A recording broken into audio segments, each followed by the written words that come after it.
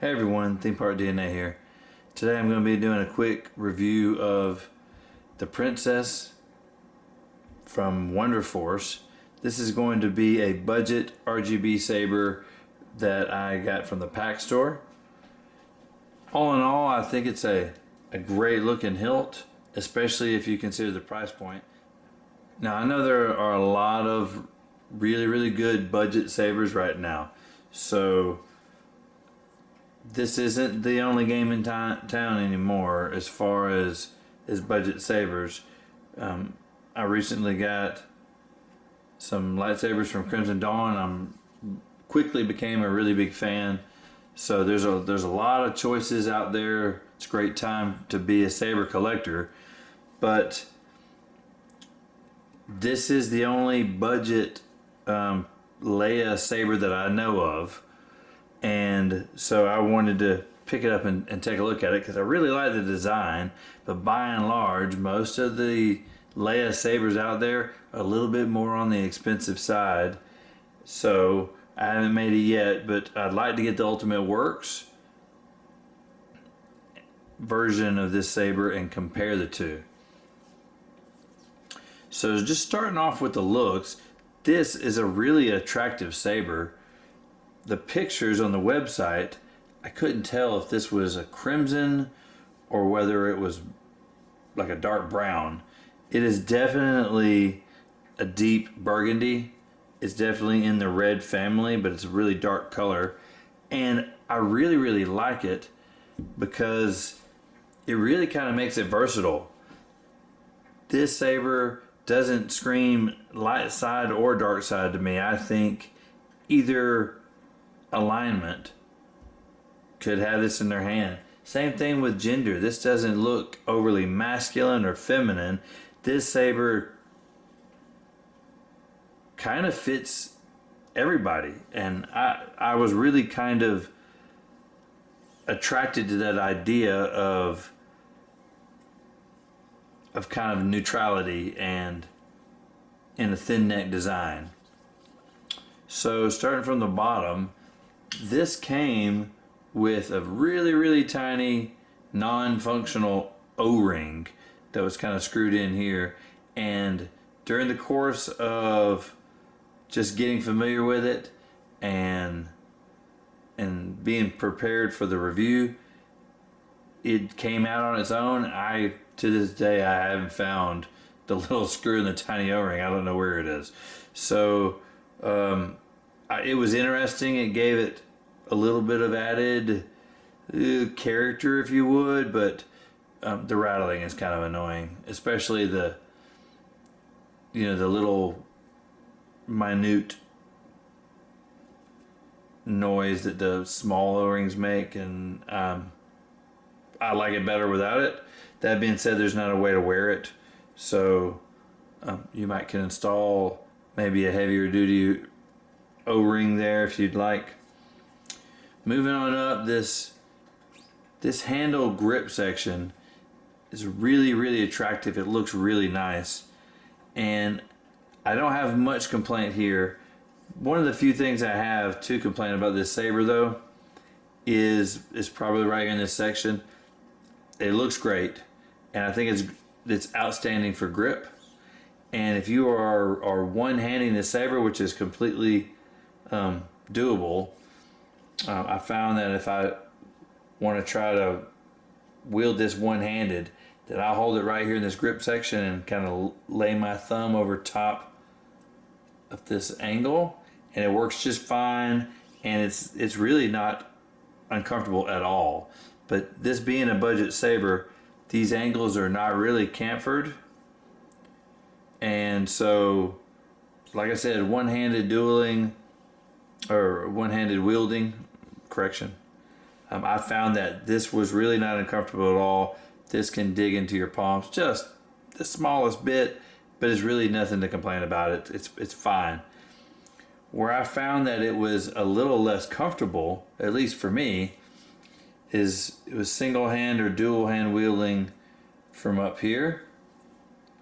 So we've got a kind of a dual thin neck design here, and I found it's really comfortable to lay my thumb right here either at the top at this angle, very comfortable here. Put my index finger inside the thin neck, a lot of control, and it's very comfortable here. But more times than not, I find my thumb resting inside of here, which really kind of helps on a downward swing or the backside of a rotation. Gives you a little bit of leverage and something to press into as you're swinging it. But I found when I would swing aggressively, this meaty portion of my hand down here would rub against that right there, and it never made it. It wasn't super bad, just a little bit uncomfortable. And after a little bit of use, I found that it got just a little raw down here on the bottom side. So you can fix that easily with just wearing a glove with it, which I don't really like doing. So I'm left with that. It's a small complaint. I just wanted to let you know about it. But it's really not a large issue. It's just an issue. Moving on up, we've got this kind of tri-ring emitter, tri-band, I suppose, because there's 4 rings. Even I can count to 4. Well, a lot of thin necks are prone to not hold on to blades quite as well sometimes, just because of the shallow depth of the emitter, and the blade is just in contact with the emitter less than with a lot of other sabers. So I was really glad to see that on this saber it had 3 retention screws, so that's good. Moving up to the blade, this is a 37-inch blade, I believe. It's supposed to be a mid-grade according to them, and it has a parabolic tip on it. But my other complaint is with the blade. It is really kind of flimsy and has a little too much flex in it. So I'm going to move this closer to the microphone so you can hear it. So anytime I swing this with any kind of force, you can hear the blade flexing. It really flexes a little too easily for my taste. Now I know that flexibility really gives you strength, but I just don't like the feel. It makes it feel like it's wobbling here, and I know it's not, right? I've got these 3 retention screws. I've got them in tight. It's not moving from here. It's moving in the blade. It just flexes a little too easy. I am not doing this very hard, guys. I mean, I'm just barely putting a little pressure on this, and it really bends. So the fix for that, obviously, is to put a different blade on it. That is an easy fix. I just wanted to let you know about it. So this is a sound saber. It comes with a charger. It's a 2-watt, 8-ohm speaker, I believe. And as budget sabers go, it really doesn't sound that bad. The volume's pretty decent. So this saber is equipped with 3 sound fonts and a mute function, and it also has blaster block and flash on clash. All sound fonts and colors are white, flash on clash, and it also has RGB. So to turn it on, you just press the AV switch. The AV switch is a little on the inexpensive side, but I mean, at the price point, it's really it's fine. It's fine. So for blaster block, it's a single tap.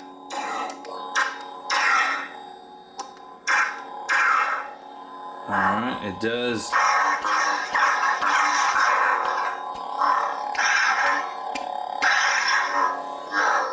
And you double tap for lockup.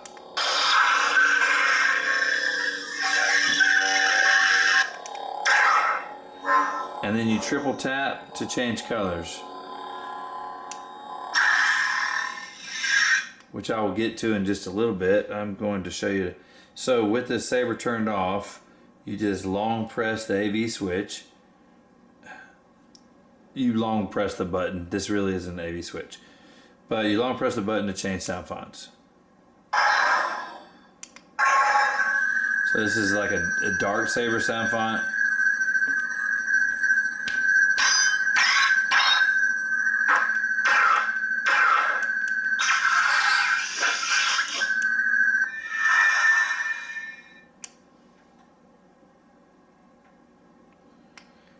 And this is the mute, which is what I was trying to get to. So for RGB, you triple tap the button and it cycles through colors. And speaking of colors, this is a budget saber, completely understandable, but it's not the brightest of LEDs. It does get fairly dim here at the end. That being said, that's another small complaint considering the price point. I'm just going to run through these real quick to see the colors. We have a nice light blue right here, and I'm just going to cycle through them.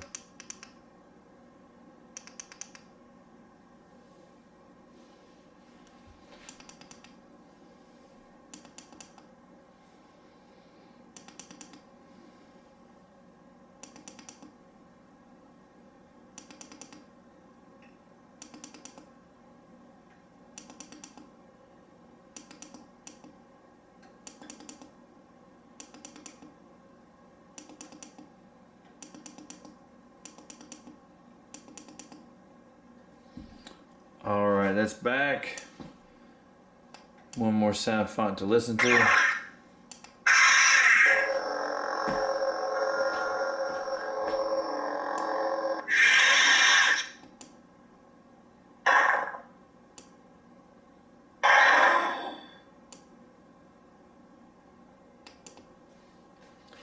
Alright, let's go over some numbers.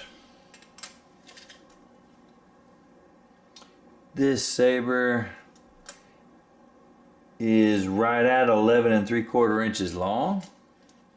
This is going to be right at 2 inches at the widest point here, and about 1.5 inches at the thinnest part of the hilt, not counting the thin neck naturally. I want to know what you think about this saber in the comments below. What do you think about the Wonder Force Princess? What do you think about other versions of the lightsaber? What are your preferences? Do you like the copper and the silver? Do you prefer this crimson color? That's gonna do it, guys. I really appreciate you watching. Thanks.